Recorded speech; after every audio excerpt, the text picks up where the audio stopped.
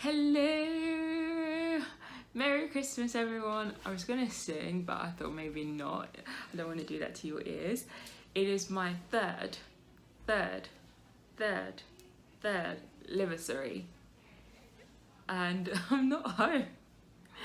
I'm not home. I am in hospital, but I'm still grateful. I'm still thankful for my organ donor and to their family for everything they've done for me. And like I said last year, like I wouldn't be here if it wasn't for them. Each year that I am alive, I am thankful to them because it is down to them for being so selfless and giving me this opportunity, this second chance of life, and I thank them for that. And the best thing I can do in return is to live life to the fullest, is to be a better person, is to be a kind person, and is to also be an organ donor, which you all should be as well. I think everyone, join the organ donor list. Join and be an organ donor as well. I'm an organ donor myself. My parents are organ donors. Come and be organ donors. Let's be kind to one another. Let's love one another. Let's recycle. That's what we're doing. That's what we're doing with our organs. We're recycling them. That's what we should do. I am mumbling and I look wild with these glasses, but I'm keeping them because it's Christmas. You know what? I don't think I've ever actually told the story of what happened on the day of my transplant. So let's do a quick run through. So 9 o'clock Christmas Eve, I was working in pre-assessment and my phone rang. It was the transplant coordinator. She was like, "Oh, hi darling." Small talk, like she wasn't calling to tell me something major. Like I just thought she was just checking up on me. And then she went, "Oh, we might have a liver for you." And I was just there like, I was on my phone at work when I shouldn't have been, and there was a patient standing in front of me, like ready just to rip into me for ignoring her. They're like, "Hello, yes, huh?" And then my transplant coordinator was telling me, and she was like, "Yes, we might have a transplant for you. You might be having your transplant today." And I was just like, "But I'm at work. And she was just like, "Yeah, so go home." So it was wild. I went home. I got home. I didn't live too far, thank God, from my workplace. I got home, rather than packing, I started cleaning. The ambulance was coming soon and I started cleaning, and then I packed like the smallest bag with nothing in it. It was just it was nothing there worthy for me to be wearing if I was to have my transplant. And the reason why I packed so small was, one, because I didn't know, I wasn't prepared, and two, because I just thought I'll get there, they'll be like, "No, it's gonna go to somebody else. You don't need, it's not for you, go home." So I wasn't thinking, yes, I'm gonna have my transplant today. So that wasn't in my head. Like, even though I was told, I didn't believe it.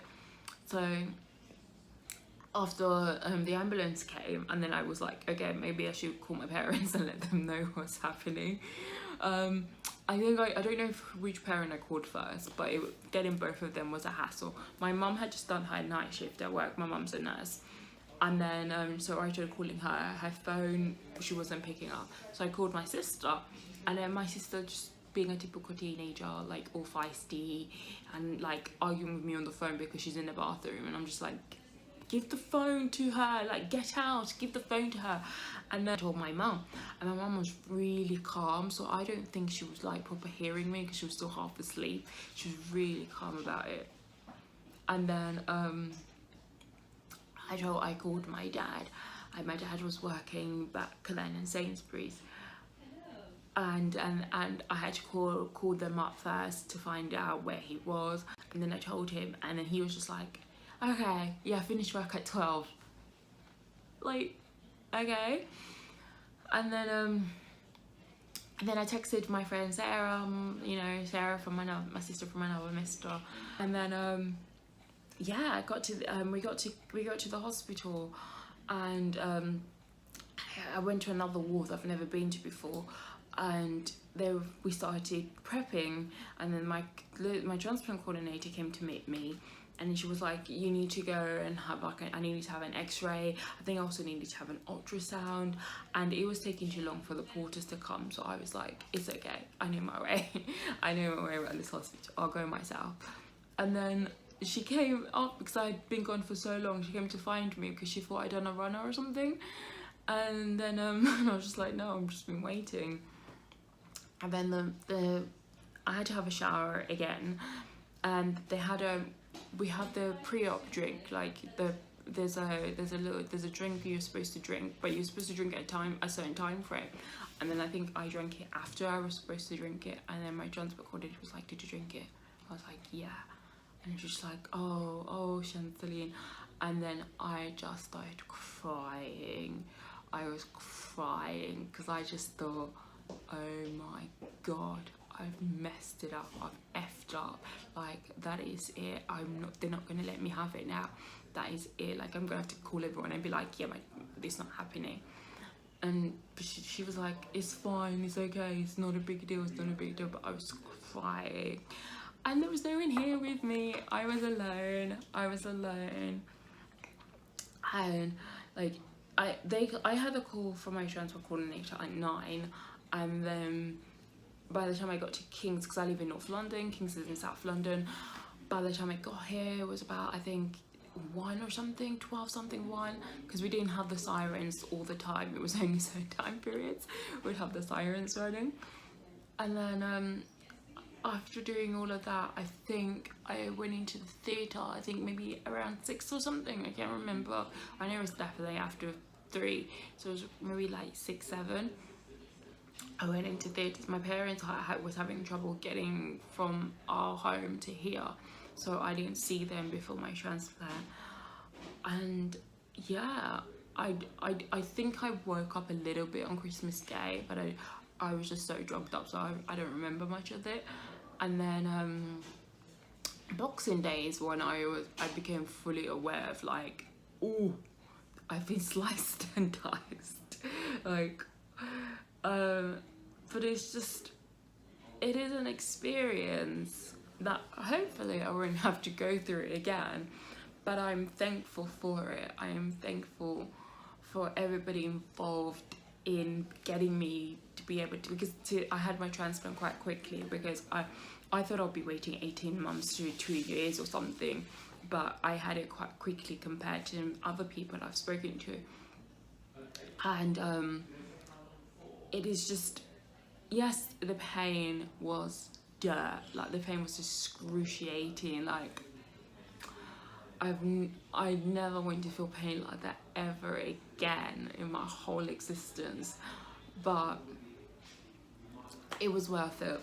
It was absolutely worth it, and I'm so grateful. I'm so thankful for everybody, and like I said earlier on, we need more organ donors, especially our ethnic minority communities. We need to become donors, and we need to give blood. Like we need to. We like everybody needs to, but our communities don't give enough. There's not enough of us that are organ donors, and there's not enough of us that give blood or do stem cell, any of that bone marrow. We don't do enough of that at all. Like we are letting ourselves down. More of us from Africa, from the Caribbean, from Asia, you know, we need to become donors. We need to give blood more. We need to do more, you know. But on that note, I'm going to end the video here, and I'm so thankful for everybody, and I hope you'll have a brilliant Christmas. I hope you have enjoyed spending time with your families, and those of us and all the others that are in hospital, I wish you all a Merry Christmas. It's okay, you know, we're in a good place, we're getting help, we're getting support.